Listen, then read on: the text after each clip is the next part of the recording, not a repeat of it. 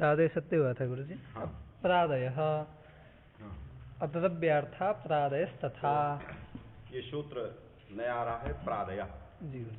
प्रा आदिर जैसाम ते प्रादय और चादे असत्व सूत्र से असत्व की अनुवृत्तियां।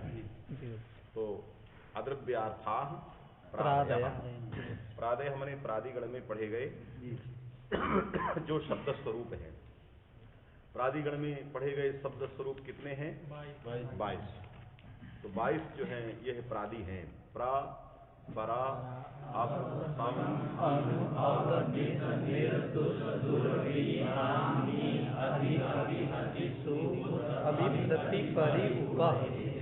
प्रादय। ये 22 जो है आपको प्रादि, इन्हीं को क्या कहते हैं? इनको गति भी कहते हैं और इनको उपसर्ग भी कहते हैं। तो प्रादय हमने गति संज्ञ का, अद्रव्यार्थक जो प्रादि ये गति संज्ञक भी होते हैं। अद्रव्य का अर्थ जानते हो, जिसमें क्रिया, जिसमें संख्या और लिंग इनका अन्वय न, अर्थात ये इनमें न रहता, न विशेष संख्या की किसी की प्रतीति हो और न लिंग की प्रतीति। तो लिंग संख्या जिसमें नहीं रहते उसको अद्रव्य कहते हैं, और जिसमें लिंग संख्या कारक सब रहता है उसको द्रव्य। जैसे घटा, घट ये द्रव्य है।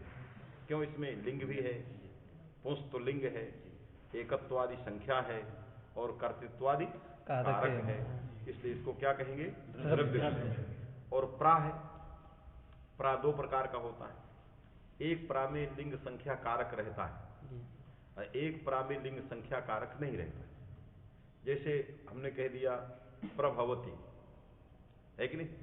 या प्रतिवृक्षम, ऐसे कहीं भी कुछ कह दिया। वृक्षम वृक्षम प्रति प्रतिवृक्ष, प्रति है, प्रतिसिंचत में प्रति है। प्रभवती का प्रा है। इस प्रा में न लिंग है, न संख्या है, न कारक है और प्रादिगण में पढ़े गए प्रा के समान है, इसलिए क्या है? गति है। तो गतिश्च से जो निघात आदि कार्य है वो कार्य इसमें हो जाते हैं।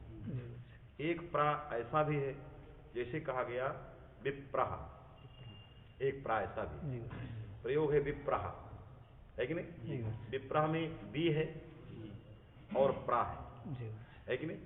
यह भी प्रा, विप्र जिसका अर्थ ब्राह्मण है, ये भी प्रा प्रादिगण में पढ़े गए प्रा के समान ही है, क्योंकि प्रादिगण में पढ़े गए जो शब्द स्वरूप है उनके समान जो शब्द स्वरूप होंगे वही गति होते हैं, क्योंकि वहां तो गण में पढ़े गए, हमें सादृश्य लेना लक्ष्य में। तो प्रादिगण में पढ़ा गया जो प्रा है उसके समान प्रा कौन है? विप्र का प्रा। इसको इसमें भी होना चाहिए क्या? निपात संज्ञा, गति संज्ञा इसकी भी होना चाहिए। तो नहीं होगा, क्योंकि उसमें असत्व लगा हुआ है। कैसा प्रा चाहिए? जो असत्व होगा, इसीलिए विशेषण दिया। ये क्या है? सत्व है, क्योंकि सत्व रहेगा तभी तो विशेषण सार्थक हो। तो ये इस प्रा में, विप्र घटक प्रा में लिंग भी है, क्योंकि विशेषण पूरयति सत्कर्माणि, है कि नहीं? सद ज्ञानम, सद चरित्रम, सदाचारम, है कि नहीं? इस प्रकार का विशेषण पूरयति, है कि नहीं? जो इसका विशेष रूप से जो है क्षरण करता है, दे रहा है। ये कहते जैसे दोग थी प्रपूर्णी, क्षरण हो रहा है, उसी तरह इस प्रकार का विशेष ज्ञान, विशेष चरित्र, है कि नहीं? विशेष प्रकार का सदाचार, इस प्रकार का उसके जीवन में हमेशा क्षरण होना चाहिए। यदि ऐसा लोगों को दिखाई देना चाहिए, है कि नहीं? लोगों को बताने की जरूरत ना हो, उसको देखने से पता लग जाना चाहिए कि ये सदाचारी है, ये सच्चरित्र है, उसका नाम विप्र है, वेदाध्यायी है, उसका नाम विप्र है।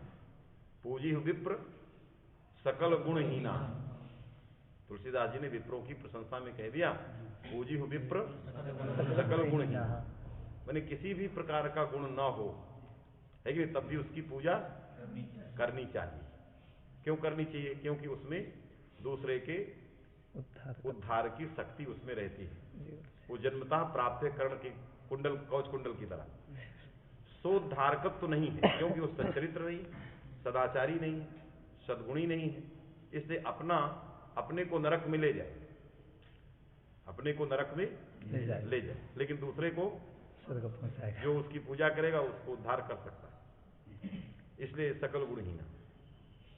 गाय की आप पूजा करेंगे तो गाय अपने व्यक्तित्व के कारण स्वयं को नष्ट कर सकती है, नरक में जा सकती है, लेकिन दूसरे को जो उसका पूछ पकड़ेगा, जो सेवा करेगा, जाएगा, उसको निकाल देगा।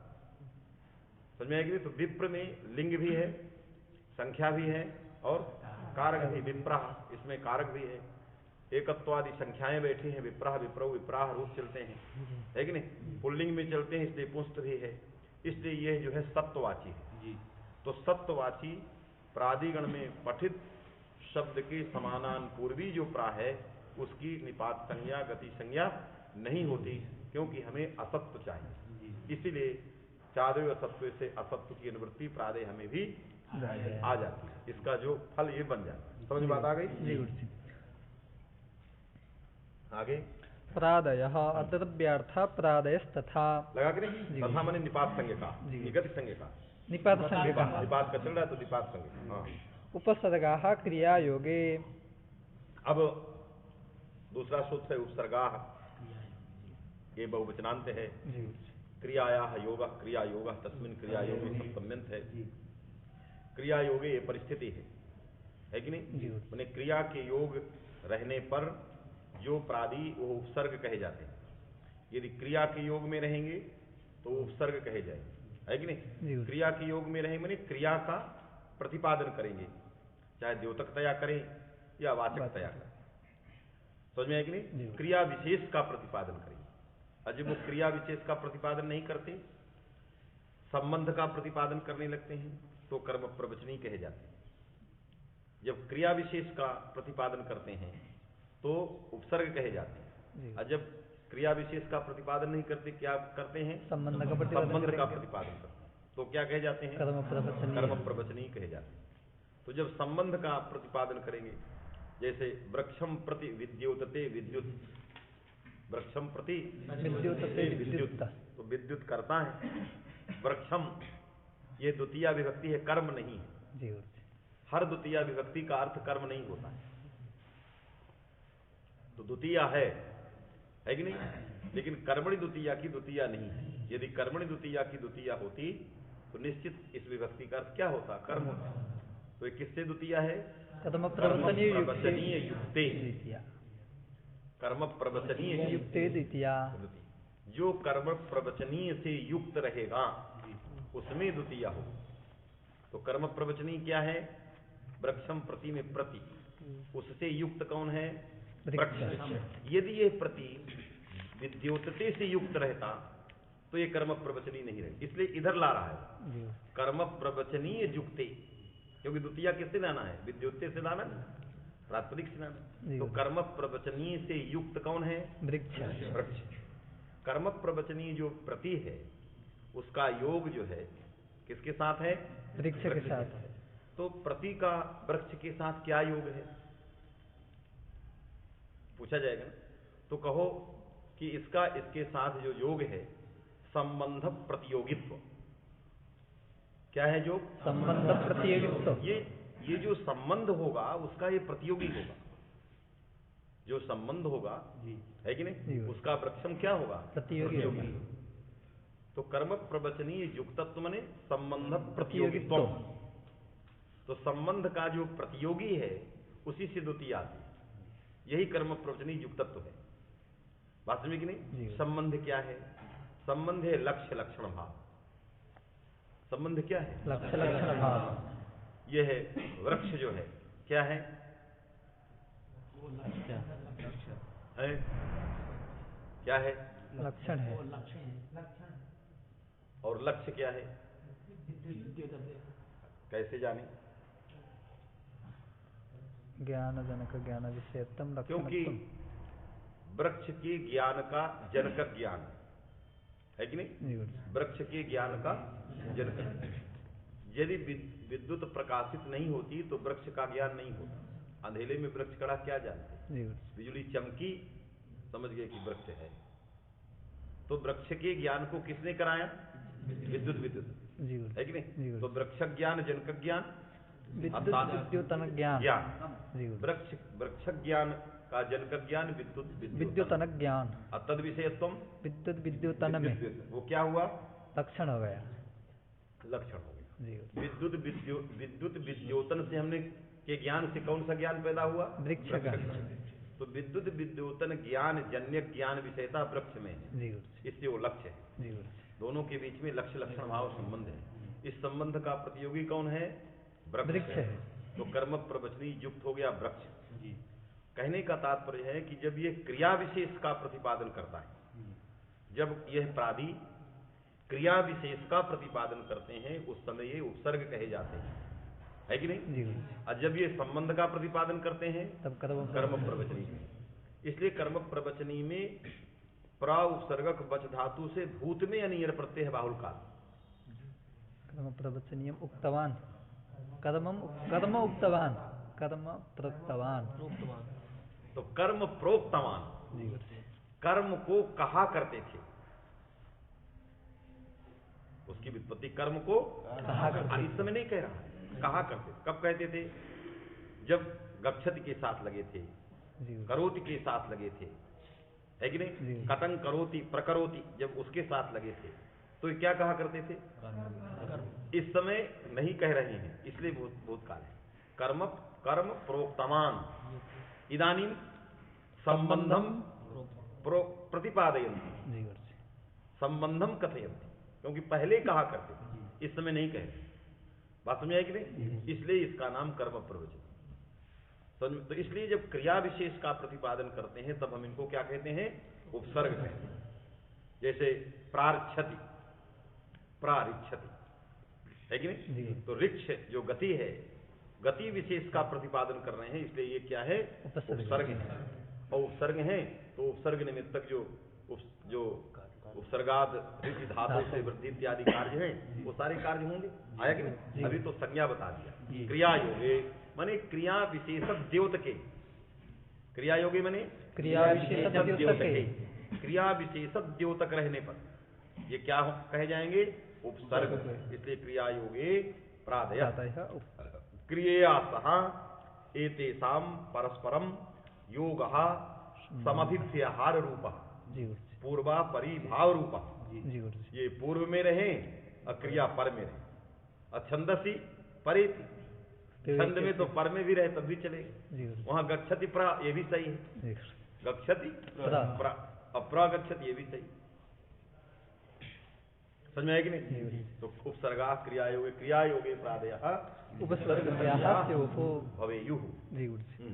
गति स, यही गति भी कहता है जी गुरु। कि क्रिया योगे प्रादयः गति संज्ञकाः भवेयुः। जी गुरु। क्रिया के योग में जो प्रादि हैं वो गति संज्ञक भी होते हैं, उपसर्ग संज्ञक भी होते हैं। चकार इसीलिए रखा। जी गुरु। गतिश्च में चकार, उभयोः संज्ञयोः युगपत् समावेशार्थः चकारा। जी गुरु। एक कालावच्छेदेन दोनों संज्ञाओं का समावेश हो जाए इसके लिए गतिश्च में चकार रखा। जी गुरु। नहीं तो गति ही बना देती, अनुवृत्ति तो आ जाती। जी गुरु। गति सूत्र बनाते हैं, अब पीछे से सारी अनुवृत्ति आ जाती। चकार रखने की क्या जरूरत थी? विशेष प्रयास क्यों किया? एक कालावधि एक कालावधि दोनों संज्ञाओं का समावेश है कि नहीं? माने गति संज्ञा भी हो जाए और उपसर्ग संज्ञा निमित्त तक कार्य में अणत्वादि करना है। जी गुरु। प्रणद्धम है कि नहीं? जी गुरु। प्रणद्धम किया तो अणत्वादि करना, और गति संज्ञा निमित्त तक कार्य जो है गतिरनंतर सूत्र से स्वर करना है। तो स्वर भी उसी काल में गतिर गतौ, जी गुरु। है कि नहीं? गतिर गतौ कुगति प्रादय माने गतिर गतौ, गति ही निघातस्यात् गतौ परतः,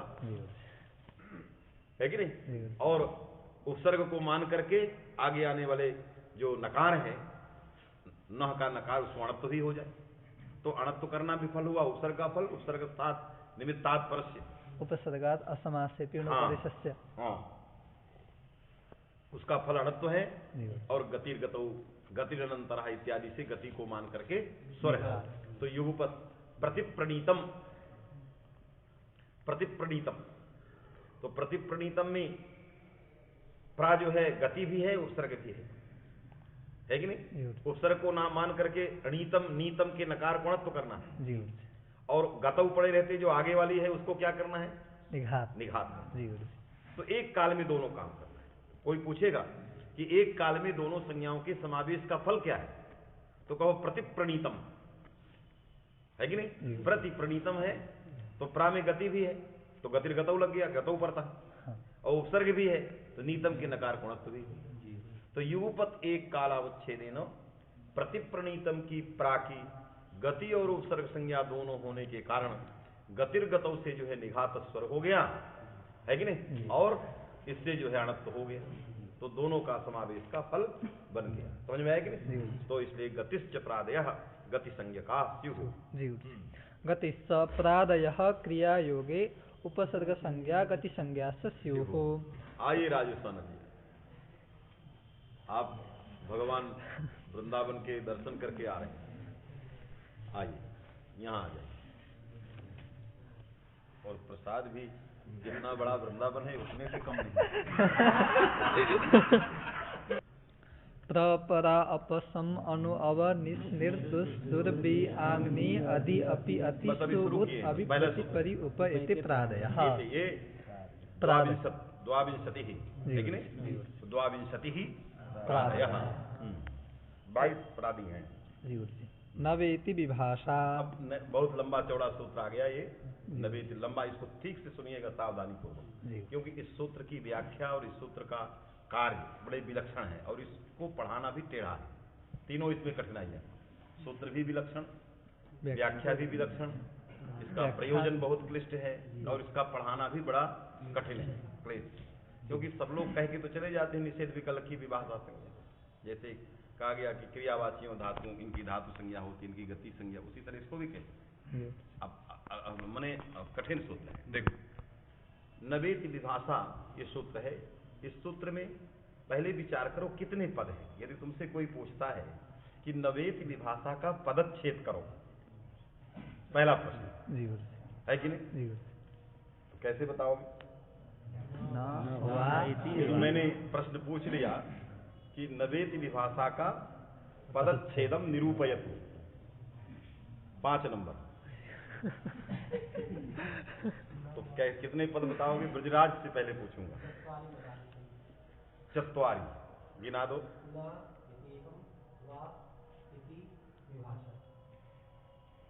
ना, वा, इति और विभाषा, ये कह रहे हैं 4 हैं। फिर और कोई बताना चाहेगा?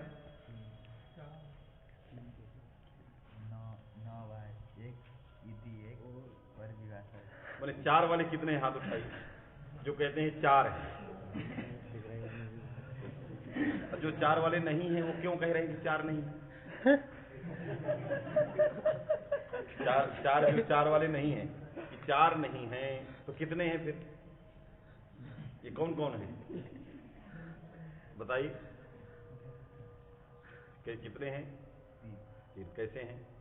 3 वाले जो हैं वो 3 को समझाएं ना, वो तो बता दिया, ना, वा, इति, विभाषा, सीधे सीधे 4 बता दिए। तुम भी सीधे सीधे 3 बताओ।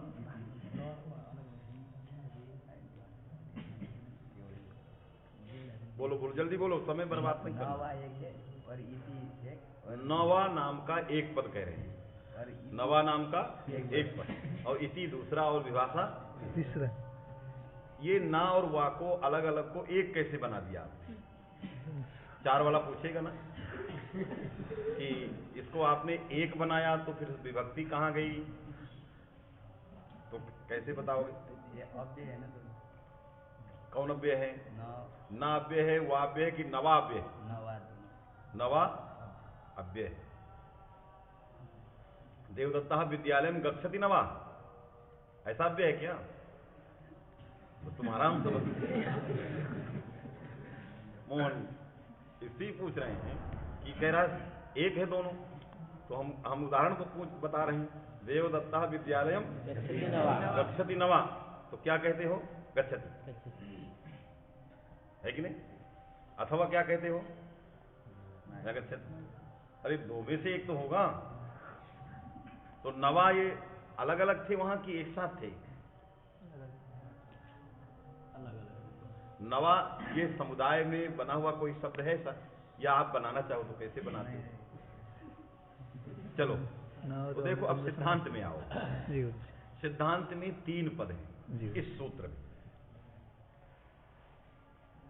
न च वाचा, यहां समास हुआ है, न च और वाचा में समास हुआ है, और निपातांत मान करके इसकी जो है अव्यय संज्ञा हुई, निपात नहीं निपातांत है कि नहीं जी। और अव्यादात सुपा से विभक्ति चलेगी, इसलिए ये समास है यहाँ, न च वाचा इति, आगे नवा विभक्ति जो आई, एक तृतीय युक्त 2 आए, तो जो विभक्ति आई उसकी माने अव्यय संज्ञा हुई स्वरादि निपात में। तो निपात अलग अलग थे, लेकिन वो सूत्र निपातांत की भी अव्यय संज्ञा करता है, ऐसा टीकाकारों कहना, मैं नहीं कह रहा हूं, ऐसा इसके व्याख्याकार कह रहे हैं।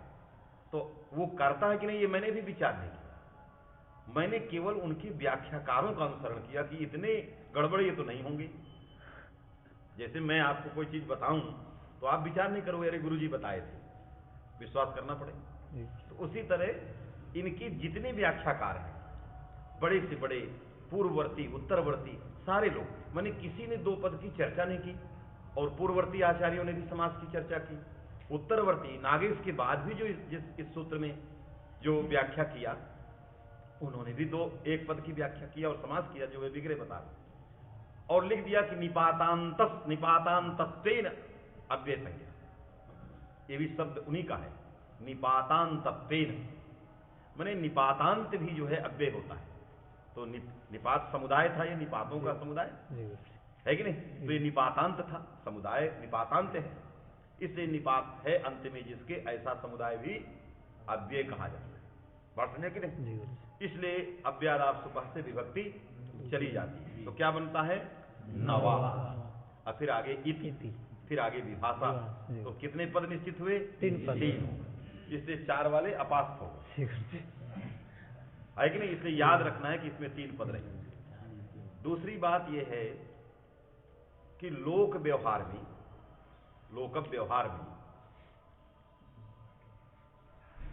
नवा जो शब्द है कि नहीं, में जो वा है, वा से भी विकल्प की प्रतीति होती है। अब विकल्प में निषेध और विधि दोनों रहती है, यदि वा का प्रयोग हो जाए तो वा में भी दोनों प्रतीत होता है कि नहीं।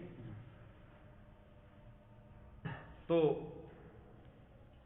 यदि इतना ही बनाया जाए कि न इति विभाषा कर दिया जाए तो क्या क्षति होगी? न इति वा क्यों रखा जाए? केवल निषेध में तात्पर्य रखा जाए, क्योंकि जहां निषेध है वहां कहीं ना कहीं से विधि रहेगी, तभी निषेध है, बात में कि नहीं। और जहां पूर्व से निषेध है वहां अवश्य कहीं ना कहीं विधि रहेगी। तो निषेध का यदि हम ना ही रखेंगे तो स्थिति ये होगी कि कदाचित आनपूर्वी ना की विभाषा संज्ञा हो जाए, आनपूर्वी ना की यदि विभाषा संज्ञा हो जाए तो न बहुव्रीहो सूत्र में न व्यर्थ हो जाएगा, क्योंकि इसके पहले का सूत्र है अष्टाध्यायी में विभाषा दिक् समासे बहुव्रीहो, बात में कि नहीं। तो उस विभाषा का अर्थ क्या है? ना, ये ना कहां चला जाएगा? ना बहुव्रीहो, ये ना व्यर्थ हो। फिर लाघव था, यदि हमें निषेध को ही केवल कहना था, विभाषा केवल निषेध को कहना था, तो जहां जहां विभाषा है वहां ना पढ़ती, बात में कि नहीं। यदि हमें निषेध को पढ़ना था, केवल विभाषा कहना था, निषेध माने विभाषा, तो निषेध वाले ना को सब जगह क्या कहना चाहिए? ना ही कर देना, वहां ना पढ़ते सूत्र बनाने की क्या जरूरत? लाघव था, विभाषा दिक् समासे माने न विभाषा, न दिक् समासे, क्योंकि विभाषा का अर्थ तो निषेध ही था, इसलिए केवल ना को विभाषा नहीं कहा जा सकता। अब आइए वा को, बात में कि नहीं, वा को कहे कि वा जो है ये विकल्प विभाषा है, वा को विभाषा कहते हैं, बात में कि नहीं। वा को यदि केवल विभाषा कहेंगे तो कुछ जगहों में काम चल जाएगा, विभाषा दिक् समासे में भी काम चलेगा। प्रथम चरम तैलपार्थ कतिपय नियमात, जराया जरसन्न तरस्याम, इन सब जगहों में काम चल सकता है, क्योंकि वा का अर्थ होता है विधि और निषेध दोनों। कहीं कहीं वा से विधि निषेध नहीं भी होता है, जैसे हम प्रयोग किए ना अभी, देवदत्ता विद्यालयम गच्छति न वा, यदि कह देते देवदत्ता विद्यालयम गच्छति वा, वाक्य नहीं बैठता। देवदत्ता विद्यालयम गच्छति वा, ये वाक्य तो नहीं माने देवदत्त विद्यालय विकल्प से जाता अरे यदि यही प्रयोग करते कि देवदत्ता विद्यालयम गच्छति वा, तो उसका अर्थ होता है देवदत्त विद्यालय विकल्प से जाता है। लेकिन इसलिए लोक में वा का अर्थ दोनों नहीं देखे जाते, कहीं कहीं वास्तव में केवल विधि ही देखी जाती है, निषेध नहीं देखा जाता। इसलिए निषेध के लिए न अलग से लगाया है। देवदत्ता विद्यालयम गच्छति नवा, ये पूछा जाता है। देवदत्ता तो कहा नगम्यते, विधि को रोक के निषेध बता दिया, क्योंकि न वाला पक्ष ले आया। तो लोक में केवल वा का अर्थ निषेध और विधि रहे ये अनिवार्य नहीं है, वास्तव में कि नहीं। वा से केवल विधि भी हो सकती है लोक व्यवहार में, या जहां निषेध विकल्प दोनों को प्रयोग करना है वहां लोक में वा का प्रयोग नहीं होता, बात समझे कि नहीं। इसलिए प्रयोग है गच्छति नवा, ये प्रयोग होता वहां ना भी निपात है, वा भी निपात, बात समझे कि नहीं। तो इसलिए दोनों, इसीलिए सूत्र में दोनों को रख दिया, ना और वा। फिर एक नियम है ये कि शास्त्र में जो शब्द होते हैं वो स्वरूप परक होते हैं। शास्त्रे शब्दा स्वरूप परा, लोके शब्दा अर्थ परा, ये नियम है। जैसे लोक में कहते हैं गाम आने, तो गाम आने का मतलब गो पदार्थ माने, क्योंकि ये लोक में व्यवहार हो रहा है गाम आने। तो लोके शब्दा अर्थ परा, तो गो शब्द क्या होगा वहां, अर्थ परक है, शब्द परक नहीं। और कह देंगे गाम उच्चारे, तो इसका अर्थ क्या होगा, ये शास्त्र में प्रयोग होता है। गाम उच्चारे लोक के लिए नहीं होता है, शास्त्र में आता है। तो वहां गाम का अर्थ क्या करेंगे, गो इत्याकारक आनपूर्वी शब्द स्वरूपम उच्चारे, क्योंकि वो शास्त्र शब्द परक है। तो शास्त्र में जब आएगा तो स्वरूप परक रहेगा, आनपूर्वी परक रहेगा, और जब यहां आएगा लोक में आएगा तो अर्थ परक रहेगा, बात समझे कि नहीं। तो जब शास्त्र में शब्द परक होगा, लोक में अर्थ परक होगा, लेकिन इति जो होगा वो प्रसिद्ध अर्थ के विपर्यास का कारण होगा, है कि नहीं। प्रसिद्ध अर्थ विपर्यास कृत इति शब्द इति निपाता, ये प्रसिद्ध अर्थ को बदल देता है। प्रसिद्ध अर्थ क्या है, लोके शब्दा अर्थ परा, शास्त्रे शब्द परा, ये इस नियम को विपरीत कर देता है। अर्थात शास्त्र में जो शब्द परक था वो क्या हो जाएगा, अर्थ परक, बात में कि नहीं। और लोक में यदि अर्थ परक होगा, गो गवित्यमा, लोक में प्रयोग हो रहा है, तो उसमें क्या हो गया, अर्थ परक होना चाहिए, तो क्या हो गया, शब्द परक। और शास्त्र में जो शब्द परक होना चाहिए वो अर्थ परक। तस्मिन नीति, जहां तस्मिन को शब्द परक होना चाहिए वहां क्या हो गया, अर्थ परक, है कि नहीं। तस्मादिति, जहां शब्द परक होना चाहिए वहां पर क्या हो गया, अर्थ परक। तो इति इस प्रकार के नियम के द्वारा जो प्रसिद्ध अर्थ हैं उनको क्या करती है, विपर्यास कर देती है, बदल देती है। तो यहां इति के कारण क्या हो गया, ना और वह क्या हो गए, अर्थ परक हो गए, बात में कि नहीं। तो ना का अर्थ क्या हो गया, निषेध, और वा का अर्थ हो गया विकल्प। इसलिए निषेध और विकल्प को विभाषा कहते हैं। विभाषा का अर्थ क्या हुआ, निषेध और विकल्प, बात में कि नहीं। जहां भी निषेध और विकल्प दोनों रहेंगे उसको हम विभाषा कहेंगे। यदि केवल विकल्प है तब भी विभाषा नहीं कहेंगे, बात में कि नहीं। केवल निषेध है, विभाषा नहीं कहेंगे। ना बहुव्रीहि हो, केवल निषेध है कि नहीं, कि बहुव्रीहि में सर्वनाम संज्ञा नहीं होते सर्वादि, ये केवल निषेध, इसको विकल्प नहीं कहे, विभाषा नहीं कहे। माने विभाषा एक पारिभाषिक शब्द है, विभाषा के द्वारा निषेध और विकल्प दोनों अर्थ उपस्थित होंगे, न केवल विकल्प होगा और न निषेध। और विभाषा इत्याकारक आनपूर्वी शब्द रहने पर यह सूत्र लगेगा, यह भी अनिवार्य नहीं, ये भी अनिवार्य नहीं, क्योंकि इति इधर भी जा रहा है, विभाषार्थक जो शब्द हैं समस्त शब्द सूत्रों में लिए जाएंगे, विभाषा के अर्थ वाले। क्यों? कहा ना किसी ने, तत्वबोधिनी किसने लिखा, काकाक्षी गोल कन्यायन या देहली दीप कन्यायन, ऐसे न्याय का कहीं तत्वबोधिनी ने प्रयोग कर दिया कि जैसे काक की अक्षी होती है वो दोनों तरफ, इसलिए उसको चतुर कहा गया, कौवा बड़ा चतुर है, क्योंकि आप दोनों तरफ पीछे और आगे नहीं देख सकते। आपकी आंख मेरी तरफ है तो मुझी को देखेंगे, पीछे वाला नहीं देख सकते, दीवार के पीछे क्या लगा है मैं नहीं देख सकता, लेकिन कौवा पीछे भी देखता आगे भी देखता, उसकी आंख में ये शक्ति है कि नहीं? वो पीछे आगे माने दोनों तरफ देखता है, इधर भी उधर भी, बात में कि नहीं? तो जैसे काकाक्षी दोनों तरफ देखती है, तो यही इति जो है क्या करेगा, संगी और संज्ञा दोनों तरफ अपना वैलक्षण प्रतिपादित करेगी, तो संगी को भी अर्थपरक बना देगी और संज्ञा को भी अर्थपरक। तो विभाषार्थक जितने शब्द हैं, जैसे अन्नतरस्याम, जराया जरसन्नतरस्याम, क्या कल की बाल मनोरमा तत्वबोधिनी में इति शब्दः काकाक्षिन्यायेन उभाभ्यां संबध्यते। एक तत्वबोधिनी में लिखा काकाक्षिन्यायेन जी उभाभ्यां संबध्यते, उभाभ्याम माने संज्ञा संगीभ्याम, जी गुरु जी, उभाभ्याम जी संज्ञा और संगी के साथ संबंध रहेगा। सच पदार्थ विपर्यासकृत, सच पदार्थ विपर्यास, प्रसिद्ध पदार्थ विपर्य है कि नहीं? जो लोक प्रसिद्ध अर्थ हैं, सिद्धांत हैं, उनको क्या कर देती है, विपर्यासकृत, बने विपर्यासम करोति इति विपर्यासकृत है कि नहीं? क्री धातु से संपदादित्वात् क्यों प्रत्यय भाव में है कि नहीं?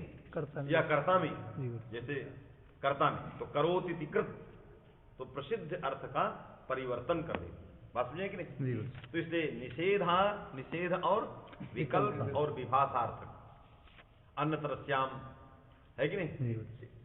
कहीं विभाषा है, कहीं अन्नतरस्याम है, ह्रीक्रोर अन्नतरस्याम है कि नहीं? वहां भी ये जाता है। विभाषा स्वे यहां भी जाता है, जराया जरसन्नतरस्याम यहां भी जाता है, प्रथम चरम तैल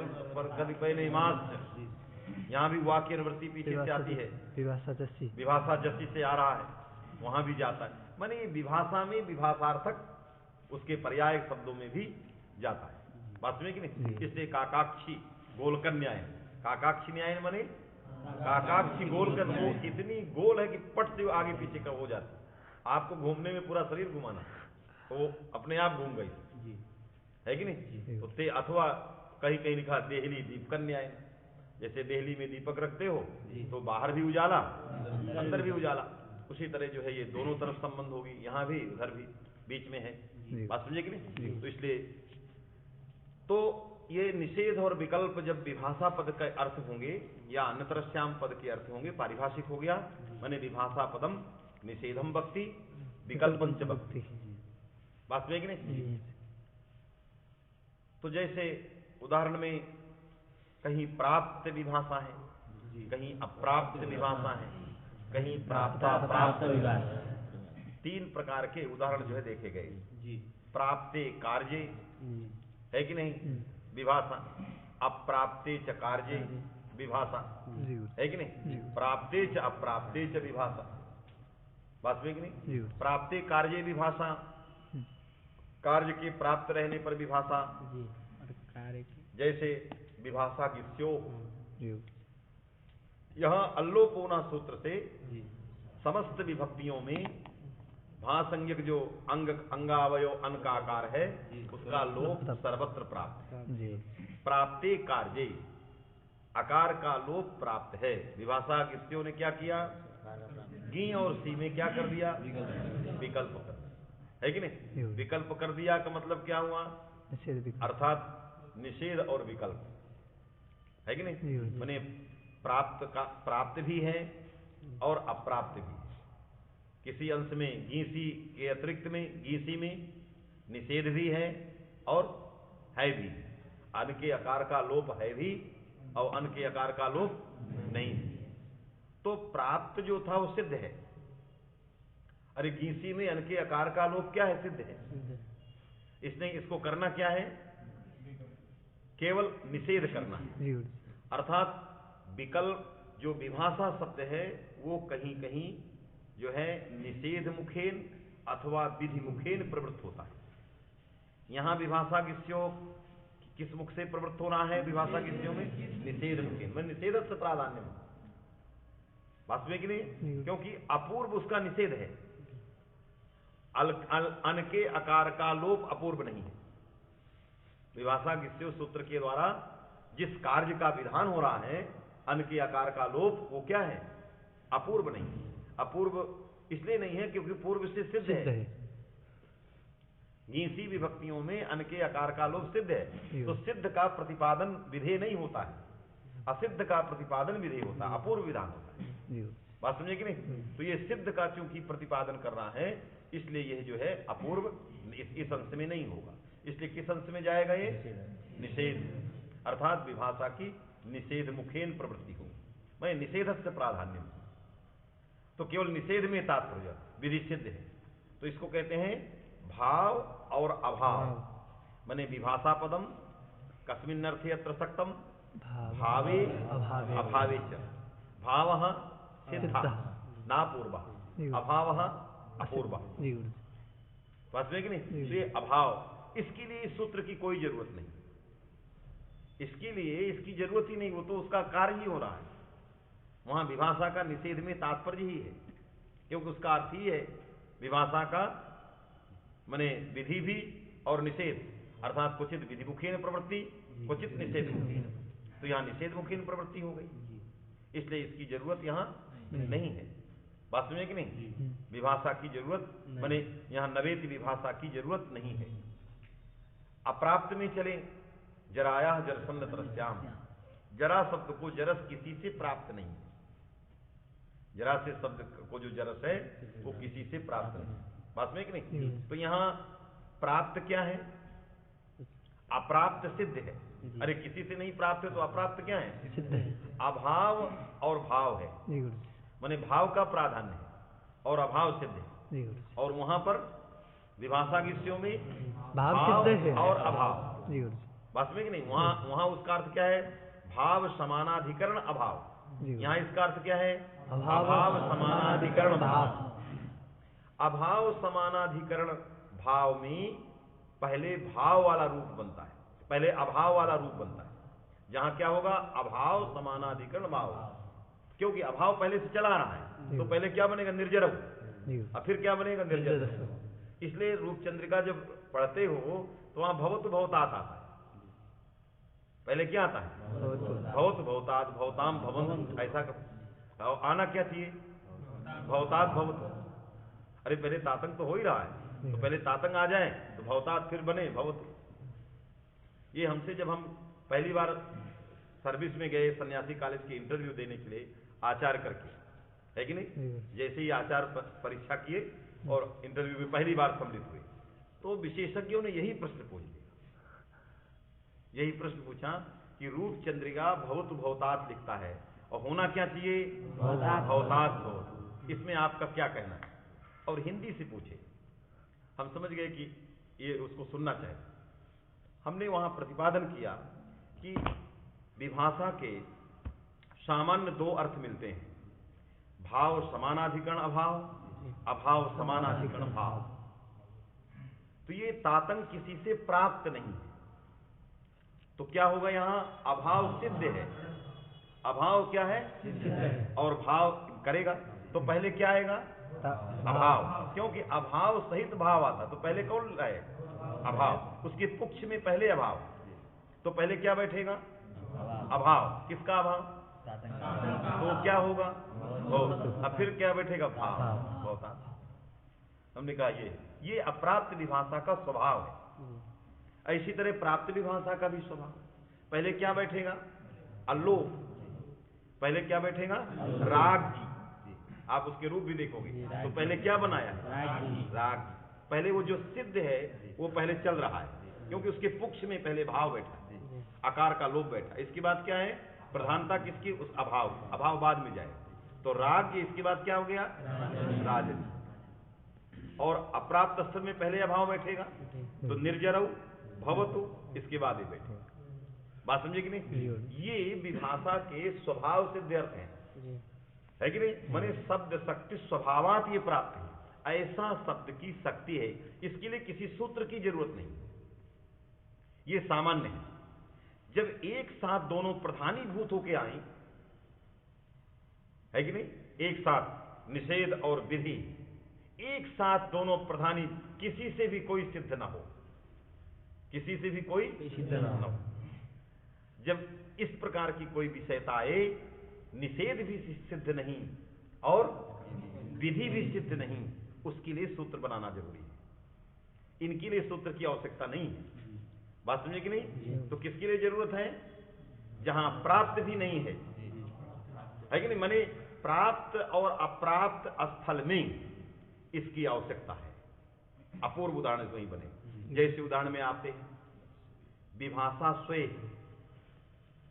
सुई धातु को विकल्प से संप्रसारण होता है, यही ना पढ़ते हो? रूप क्या बनाते हो? सुसाव, सिसाय, सुसवतु, सिसियतु, सुसुहु, है कि नहीं? ये बनाते हो ना? सुसाव पहले बनाए, और फिर क्या बनाए? सिसाय बनाए, अर्थात संप्रसारण जब कर दिए तो सुसाव बनाए, और जब संप्रसारण नहीं किए तो सिसाय बनाए। बात समझे कि नहीं? ये सुसाव जब बनाए और सिसाय बनाए, इसमें संप्रसारण प्राप्त ही नहीं है,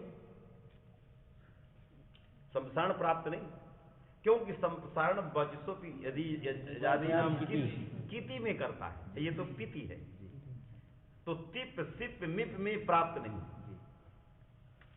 बात समझे कि नहीं? तो जब प्राप्त नहीं हुआ तो क्या होगा? ये अप्राप्त विभाषा होगी। अरे किसी से प्राप्त नहीं तो पहले क्या आएगा?